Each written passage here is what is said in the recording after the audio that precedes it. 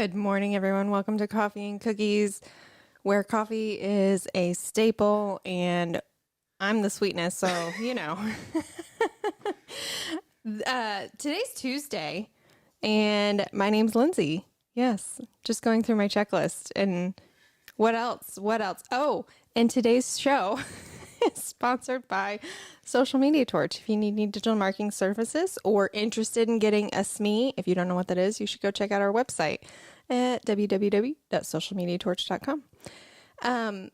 My co-host Nick, he's going over there doing tech stuff, so he's gonna pop himself. But I'm done. I'm done with the tech stuff. Hey, today was a morning of no glitches. Yay! No glitches. Yes. I'm happy about this. Except me. I was the glitch this morning. and instead of a tech glitch, it was a human glitch. Yes. Okay. Glitch, It's okay. It's okay.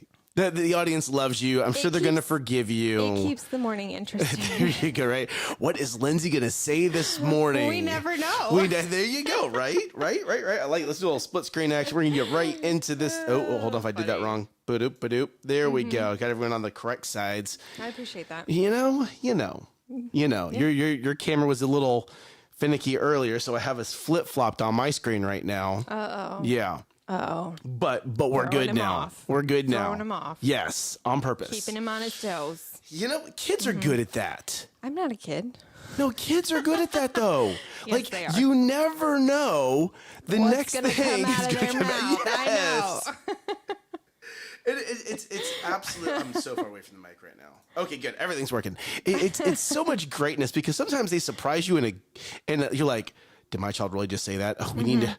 They must have picked that up from school. Like, why would they say? No, in a bad way. And then in the go, you're like, oh, my kid said that. How sweet. I know, right? I must have taught them that. Oh wow. Right? Like, what? No, seriously. Like when your kid does something bad, you're like, oh, they must have picked that up from another kid. No, when my kid does something bad, I'm like, oh, that's me. Dang it. Like that's what I do. Your kids don't do things bad. I know. Wow. But when they do, it's like, those are my moments of weakness. And I'm like, oh, man, drop the ball. But I'm going to get back up and I'm going to try again. Yeah. There you go. You know, parenting is an ever-evolving, moving target. And right as soon as you think you have that, target dialed in, it moves again. Yes. And then you're changing what vehicle you're riding, because first you're on a horseback or something, and then you're on a bicycle, and then you're on a train, and then you're, I don't even know. Rocket ship. I wonder, and this is going to ruffle some feathers. Uh-oh. I wonder if people think about the eternal commitment when they have quote unquote dirty business. Like, I wonder. Sorry. No, seriously. We're talking about this. I wonder if before people have dirty business, and if you don't know what that is, you engage your mind. Okay. All right. Do you understand that you've just committed to raising an individual for the rest of their life? Mm-hmm. Like while you're at the club or while you're dating someone or while you're doing whatever you're doing, do you understand how that's going to change your world eternally? No. I would say a lot of people don't. I would say that a lot of people at that age don't. I would say even that adults don't. Yeah, no. I would say even adults don't. I don't think even we did, because we actually, after we got married, we actually had a miscarriage, but I didn't know I was pregnant. Oh, interesting. Until I stepped on the scale and I'm like, this is different. And it's been a while. So start putting A and B together. Yeah. I had to actually connect the dots. I'm like, oh, we're pregnant. Wow. But wait, hold on. Yeah. I can't go on a tangent now. And how was that conversation? It was scary, actually. Like when we were like, we hadn't planned on having a kid at that point in our marriage. Wow. We were like, yeah. We were like maybe a year in to our marriage. And we're like, no, there's still so much we want to do. It's funny because outside of the Christian religion, it's not really held to such a high standard in the world. And I would even say in other religions, it's not held to the same standard of waiting to have dirty business.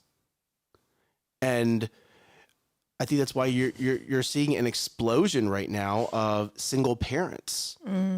You're seeing an explosion right now of kids growing up in very dysfunctional households. And I'm talking to myself right now, okay? Because if I had become a father in my early 20s or late 20s for that matter, right? When I was still figuring out my life, when I joined the military, right? I did not have the life knowledge to be the father that I am now. 1, 2. I didn't have Amber in my life. So who knows how that segment of life would have gone, right? Without Amber being in my life. So here we go. I'm not sitting here saying I'm perfect or anything like that. I'm saying if I had someone speaking into my life that said, hey, maybe really think about this before you do this. Right. Maybe really, really like sit down. And I'm not talking about like an intervention, but having a man in my life that would have said, you really need to understand the commitment you're making before you have this action. Right. If you had strong women speaking into women's lives going, hey, you really need to think about this action before you make this decision, because this action turns into a lifelong change. Are you really ready? And here we go, right? Even when Amber and I had London, we were not ready. Your firstborn. Yes, my firstborn. We weren't ready, but at least we were way more prepared than we were from our early 20s. It's the change that you were wanting. Oh, so well said. Yeah. So well said. That's what I do. It was a change that we were wanting. We were married. We had gone through this, and now it was like, hey, we are ready to attempt to bring a life into this world. We are ready to attempt to be great parents. Yeah. And were we in other churches where we were learning to be great parents? Yes. But honestly, it really hit strides of great parenting after we got to Elevate. After we got around leaders who were not just men, couples. Okay, I'm not just talking about men here. Men and women who are leaders, not in their own households, but leaders in the church, leaders in what companies or what business they were in, but leaders in raising their kids. Right. They were leading their kids and bringing up excellence within their households. Now, are their kids perfect? No, no one's kid's perfect. And if you think your kid is perfect, you are... Your name is Nick. No, I'm just kidding. Oh, that was good. That was good. If you think your kid is perfect, you maybe need a little reality check. Yeah. But being around other men and other families and watching how they discipline their kids, watching how they speak over their kids, has now allowed Amber and I to speak over our kids and discipline our kids the same way, right? In your way, but following their examples. Ooh, that was good. Yeah. That was good. Yep. In my way, but following their example. That was so good. Well done. High five. I'm just full of them today. There you go. Go me.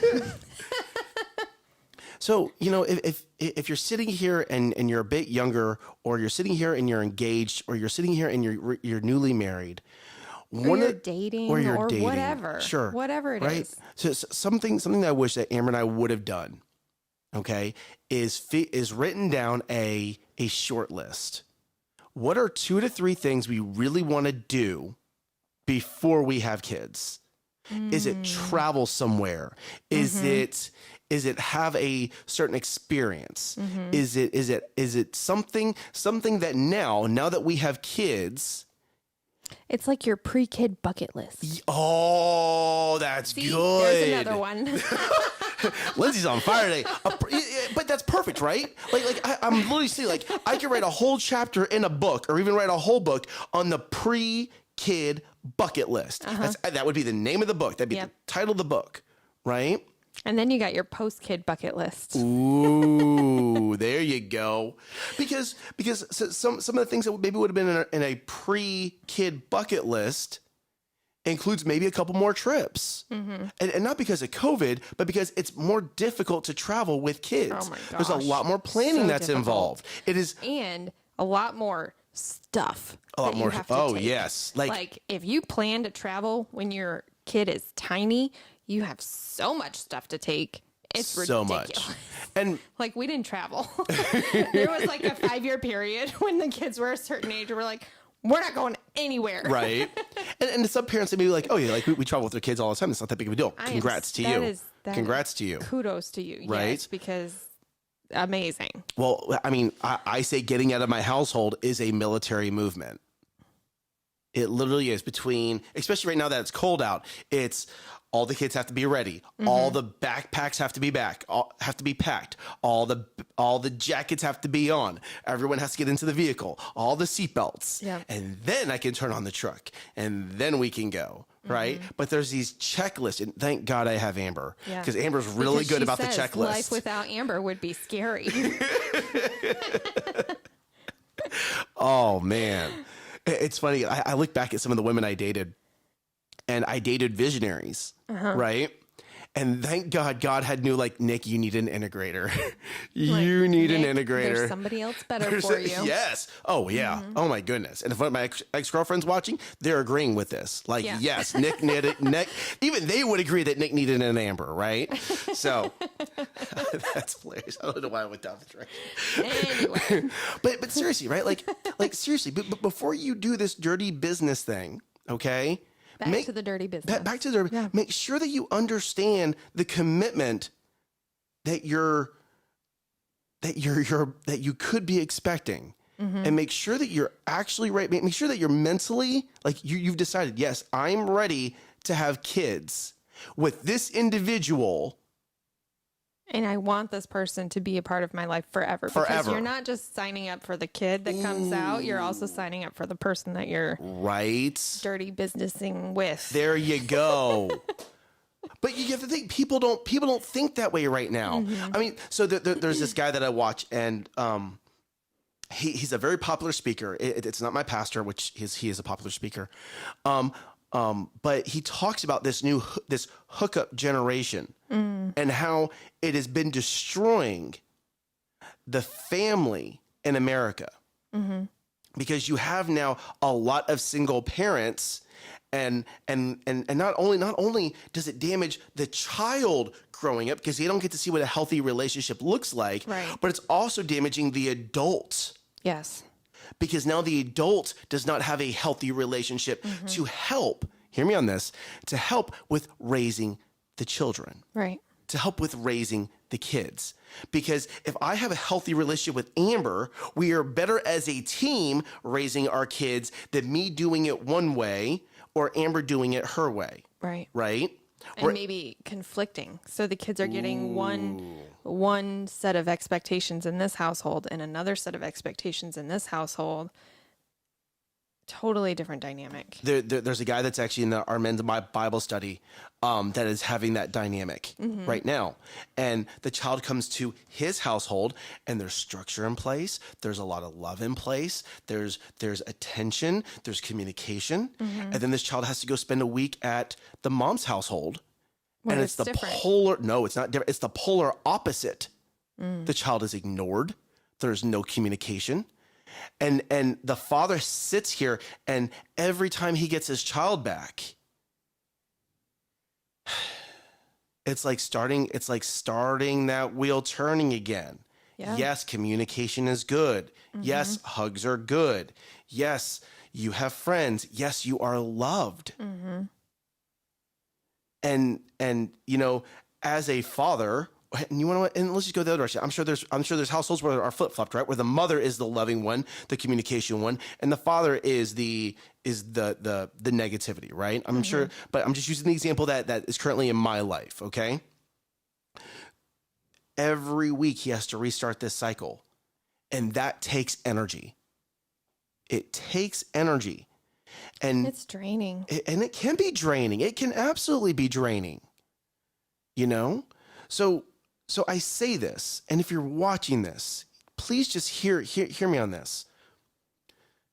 Think about this. Really, really do some thinking about this before you do the dirty business. Okay? And I think we really need to turn back this idea that it's just okay to hook up. It's just okay to hook up. No, it's not. Yeah. But I think it's a cycle, because the people that are hooking up are probably from families that hooked up where it was okay. I think a lot of that is cyclical. Yep. I saw that when I was teaching in Tennessee at a Title I school, where the parents were like telling the kid, I need you to get pregnant. Whoa. What? It happens. It happens. What? It's out there. I had a junior that had her third kid. Right? Like it's not. That hurts my heart. It does. That literally grabs my heart. Like as a parent. Seriously. So the mom had her kid have babies, and she would stay home and raise them, and they'd get all this support from government, WIC, all these things, and that's how they lived. That's how they kept surviving, by having more kids.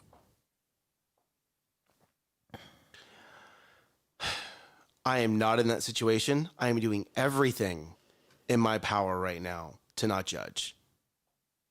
Yeah. It's hard to, because we don't even know. We don't even know what it would be like to live right? in that lifestyle. And that's a lifestyle that we don't know. Correct. Absolutely correct.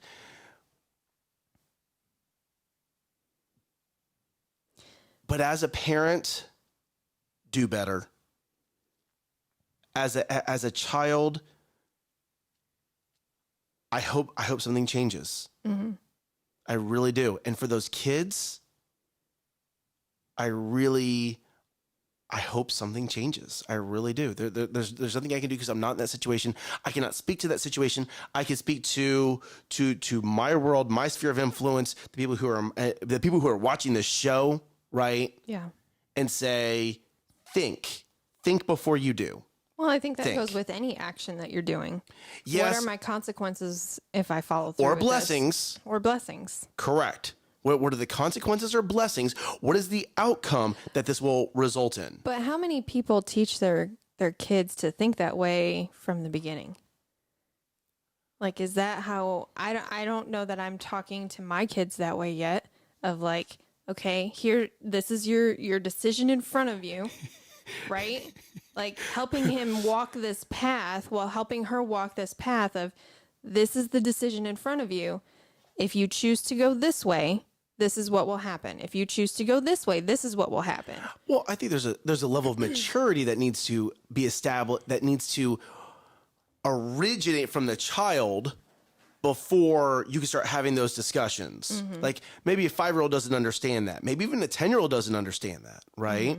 But there comes a point where you can start having those conversations with your kids of, okay, I understand that you want to make this decision. Here's the outcome.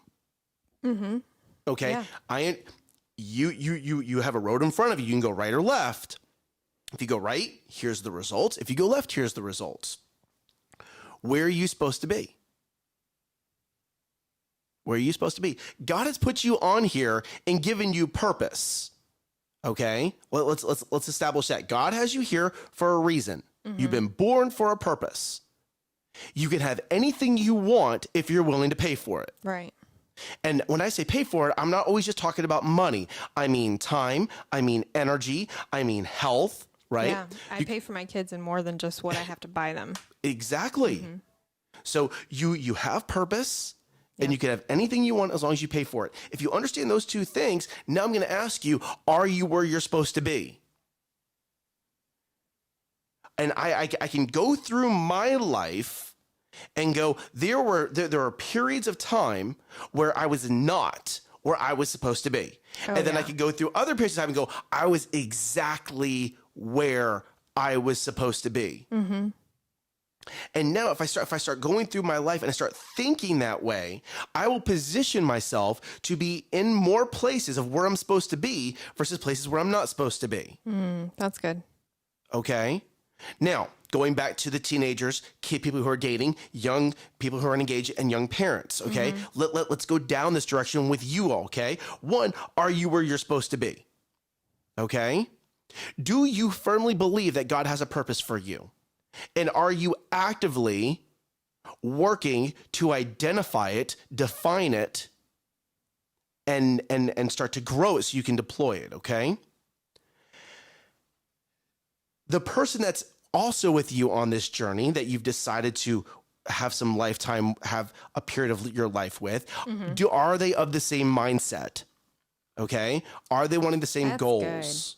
Because mindset is really hard to change. Unless you choose to change it yourself. Absolutely. Like if you have a way of thinking and you're trying to get your person that you're doing life with to change their mindset and they don't want to, it's going to be like dragging a donkey uphill because they're not going to move. They are going to be stuck where they want to be stuck. There you go. So after you've done that, okay, now,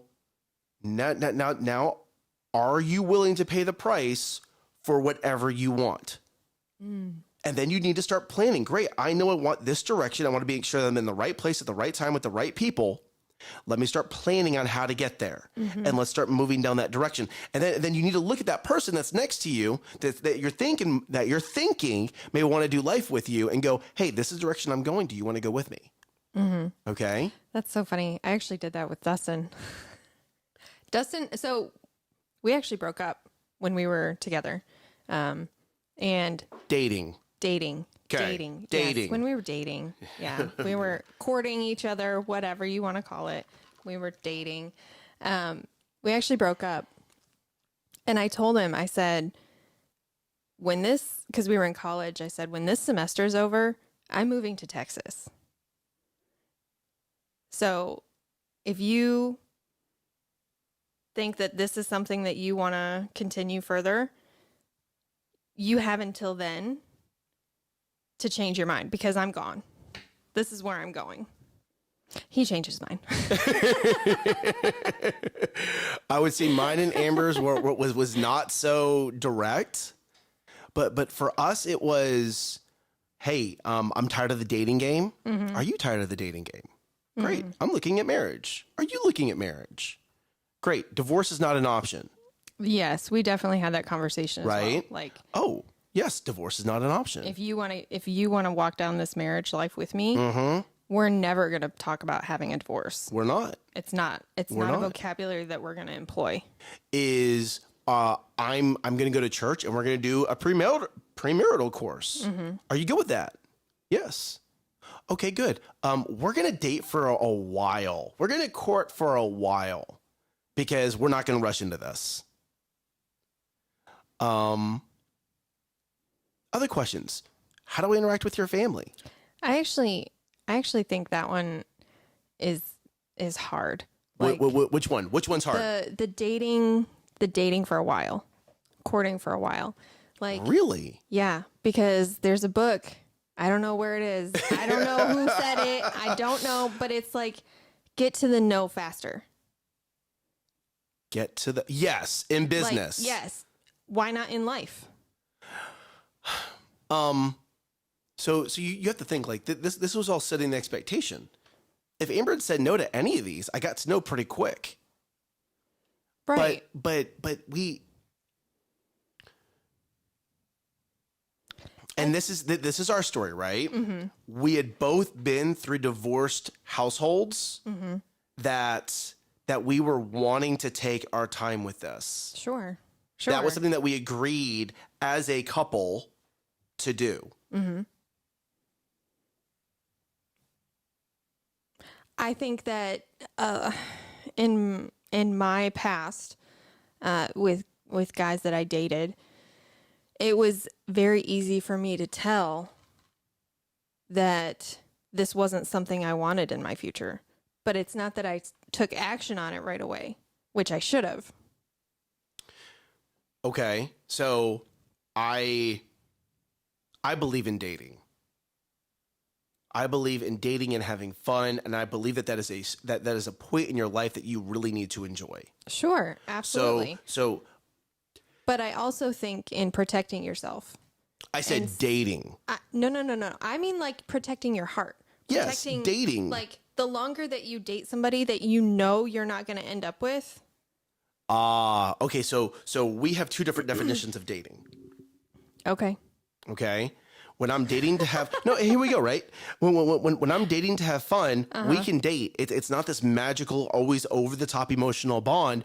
We're dating because at this point in time in our life, we have similar interests, and so I was really good about breaking up and still being friends with the ex-girlfriend. Oh yeah, I never stayed friends. But it would be honest about it. Like, hey, this is not working. Right? Let's just be friends. And I wouldn't try to pursue that girl anymore. It was done. It was over with. But a breakup does not always have to be this massive negative blowout. It can be, hey, you're an adult, I'm an adult, or we think we're adults because Lord knows we were not really adults. Okay. We think we're adults. Hey, we got to be friends. Yeah. You know, for whatever reason, this is not working. Okay, I'm not gonna sit here and define it on camera, right? But this is not working. Let's just be friends. And poof, it's friends. Why? Because you have not done dirty business, because you have not taken that physical relationship to that extreme. I can now be friends with you, and there's not all this emotional baggage attached to it. Yes, that's true. That's true. And Good point. maybe that's why I was able to break up so easily with people, and we could still be friends. I also think that a lot of people are afraid to be alone. Like, as far as if you come from a dysfunctional family,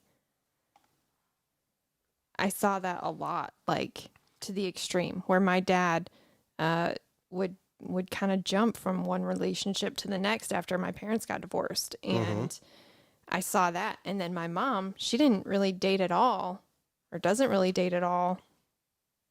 And she's absolutely happy that way. And that's two different perspectives that I got to see. But I'm like, I don't know if I want the extremes. How do you stay in the middle of like, I'm going to be single for a while, or I'm going to just wait and have fun and be friends with people. Yep. And, I think people have a hard time understanding where that balance is, where it's like, I'm going to be one extreme or the other. Well, and I think you don't have to be an extreme. This is where having a good core group of friends really comes into play. Right.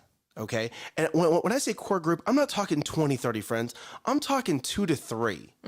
Okay. 2 to 3 good friends. And what's funny, so at different points in time in my life, some of my closest friends were friends that I had never met before, but we played video games together.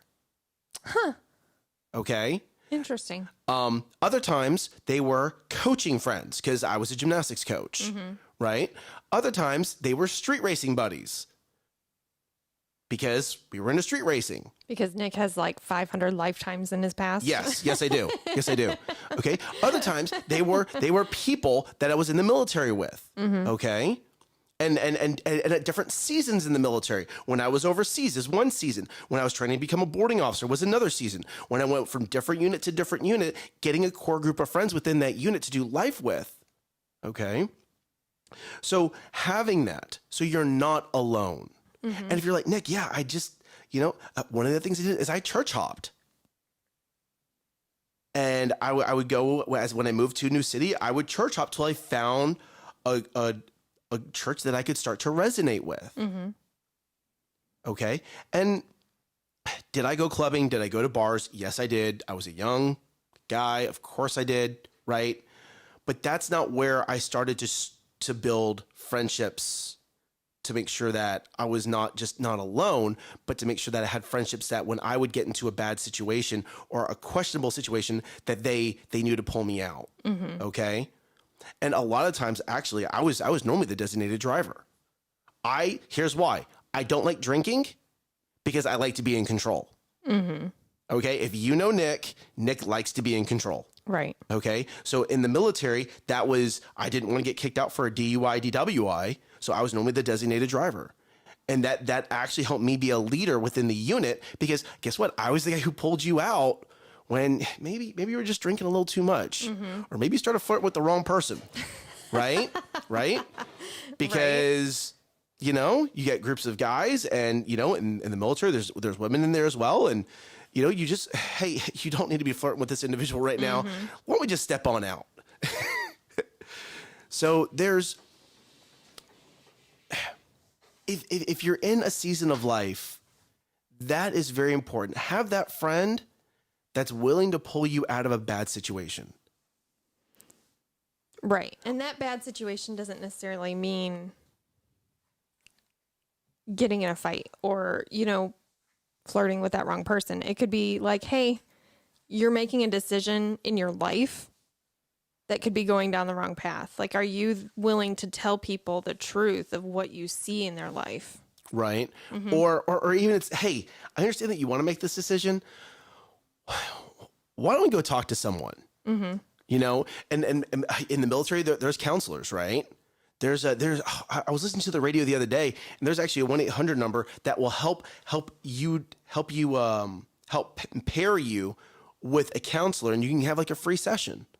Right? Because it's very difficult to find counselor that you'll resonate with, right? And you need to know, like, and trust that counselor. You're telling them very personal information.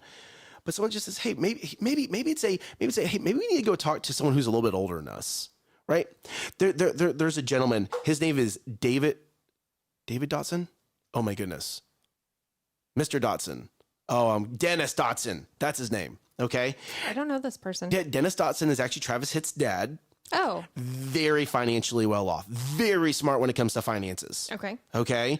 When I get to a financial thing and I'm not ready to talk to a financial advisor, I know I can talk to Dennis Dotson. Because Dennis Dotson, he was in the banking world with Chase, and he just has a wealth of knowledge. Just years of knowledge. Sure. Right?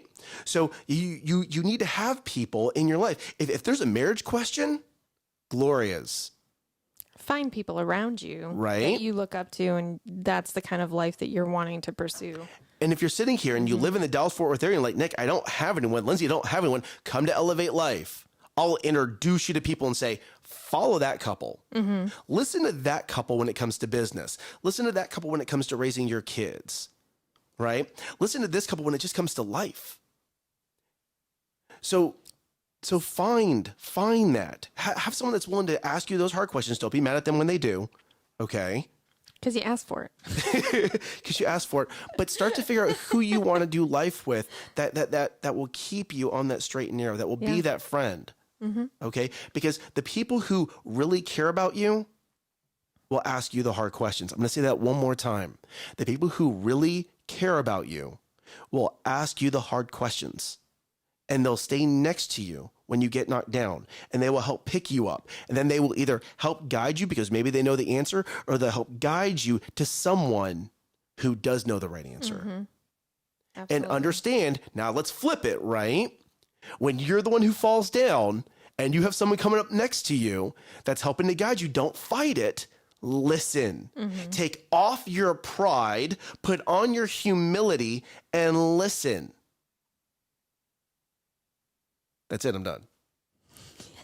We're overtime today. We've been doing that twice now. Yeah. Speaking of couples, make sure that you tune in next week, Valentine's week, because we're doing a special all week with different couples. Oh my goodness, it's going to be so much fun. greatness. It's going to be greatness. Yes. We have all kinds of couples coming in. They're going to be here. We're going to give them coffee, which means they're going to have caffeine in their systems. Yes. It's going to be entertaining. Should we have cookies available as well? I think so. Yeah, I think so. I think we should. I think we should. I'll just have to mute everyone as they start crunching on the mics. Ooh, maybe I'll make my special Rolo cookies. Oh, yeah. Then no one can talk. That means I get to do all the talking. Yeah, yes. They're delicious. So, ladies and gentlemen, it is Tuesday. How close are you getting to your first one of 3 done? Okay, where are you on that? All right, make sure you get it done because tomorrow's Wednesday. That means we got to start number 2. So be aware, okay? It's Tuesday. Know that you are loved. Know that you are prayed for. Yes, you are. Thank you guys for being in the comments. Thank you guys for liking the video. Thank you guys for following. That's how we know to pray for you. That's how we know to just include you in our digital family. And today, I want you to rise up. Well, Lindsay wants you to rise up. I want you to rise up. And then I want you to crush it. Bye, y'all. Bye.